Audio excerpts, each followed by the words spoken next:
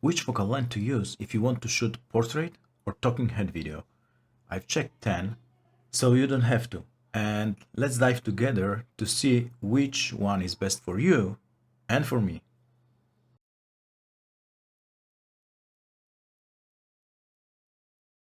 This is the second part of the series about the proper choice of your lens, this time for the portrait shot. Again, information presented here is also true for photos, but keep in mind that photos got 3:2 aspect ratio, while video is 16:9, so framing is a bit different. Also, this video covers only the horizontal shooting. The portrait shot is useful in movies, so I guess it is worth knowing how to technically shoot it. It is also quite common on YouTube, although personally I prefer medium shot for the external videos or interviews. For me, the portrait seems to be good crop for the camera B. In the examples shown, I'm 4 meters away from the background and I do not move at all, but the camera moves back and forth and up and down to get the proper framing. Here are all the shots together, so 12 millimeters, 18, 24, 35, 55, 70, 85, 100, 135 and 200 millimeters.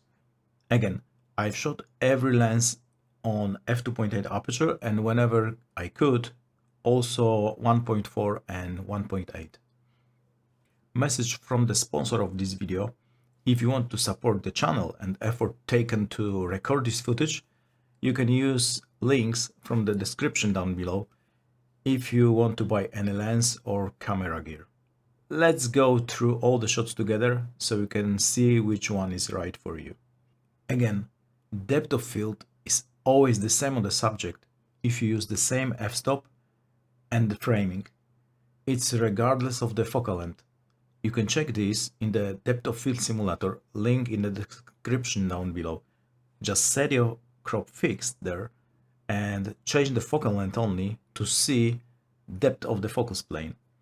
I know it looks like longer focal lengths produce shallower depth of field, but it's just an illusion because they compress the background. There is less background visible and it seems closer than it really is. 200 millimeters first. I really like the look of 200, but the camera is 7 meters away, like 22 feet. So first of all, you won't see yourself in the camera monitor, and it's also quite hard to frame your talent if he/she tends to move around.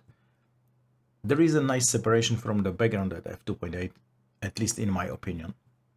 135, f1.8 seems a bit too shallow, at least for my taste. f2.8 seems ideal regarding depth of field. Also, you can see small elements on my t-shirt looked much more contrasty and sharp. It's either to the depth of field or this lens is just sharper close down to f2.8. And I'm 4.7 meters from the sensor, which is around 15 feet. 100 millimeters, it doesn't seem to be as separated from the background as two previous shots, but my guess is it's just because it's a bit different framing. It's quite hard to set up the camera correctly without a talent standing in front of it, so it is totally my fault. I'm here 3.6 meters from the sensor, which is almost 12 feet. 85 millimeters, all three apertures are isolating the subject from the background. Seems there is a slight contrast loss on f1.4, but this sigma is stellar wide open anyway, and I'm 3 meters away, almost 10 feet from the sensor. By the way, I think this t-shirt has been a great choice. These small elements are great to show the depth of field, contrast, and the sharpness. 70 millimeters. As for any other f2.8 shot, I'm separated from the background. No complaints here. 2.2 meters, which is around 7 feet from the sensor. 55 millimeters, both 1.8 and 2.8 are isolating myself greatly from the background, but in that case it seems that 1.8 is much less contrasty. I have brought down the exposure in post because they both were shot with the same ISO, shutter speed and ND4, So the difference might be due to the exposure, but none of the shots were actually overexposed. The details on my t-shirt might be washed out due to the shallow depth of field, hard to say, but they are definitely sharper at f2.8. And f1.8 seems to isolate better, but I'm not fully in focus plane. And here I'm 185 meters, which is 6 feet from the sensor. 35 millimeters, there is a huge difference in the crop in terms of the background, at least compared to the 55. You can see the Blackmagic camera back there and piece of the goal. It also seems that at f1.8 I'm not fully in focus plane because it's too shallow. There are also some chromatic aberrations visible on my shoulders. In that case, f2.8 might actually look better due to the quite busy bokeh at f1.8. And both, in my opinion, separate me from the background enough. And I'm 125 centimeters from the sensor, which is around 4 feet. 24 millimeters can't see much of the difference between f2 and f2.8. Seems I'm not fully in focus at f2. f2.8 seems a bit sharper, and the frame is much wider than 35, and I'd say both apertures isolate me enough. The sky is already in the frame and the whole patch of length separated by the boards on the ground too. Also, I'm really distorted and I look like a Notre Dame hunchback. And I'm 70 centimeters from the sensor, which is 2 feet and 4 inches. 80 and 12 millimeters, it's really hard to get a proper crop on them while you are not standing in front of the camera.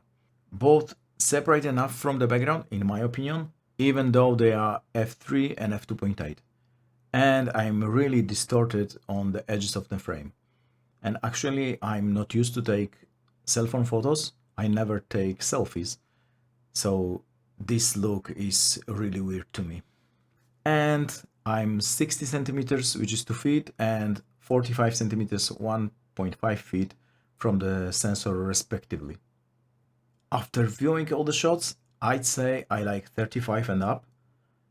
It seems that for portrait shot, it's enough to have aperture set to f2.8 to get the proper separation from the background, which in this case is 4 meters behind me.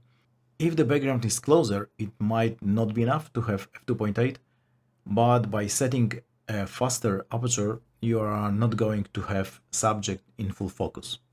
And quite important, if you want to look slimmer, longer lens is your friend. And some lenses present better so-called 3D pop. For me, it's 35, 55 and 135, but it's not the focal length, but rather the specific lens used in that case. Might be also the fact that my light gray t-shirt stand out from the green foliage better. It's actually very subjective, but you can see all the shots and you can decide for yourself. I hope this video can help you to make a decision which lens to use for outdoor talking head or which lens to buy next.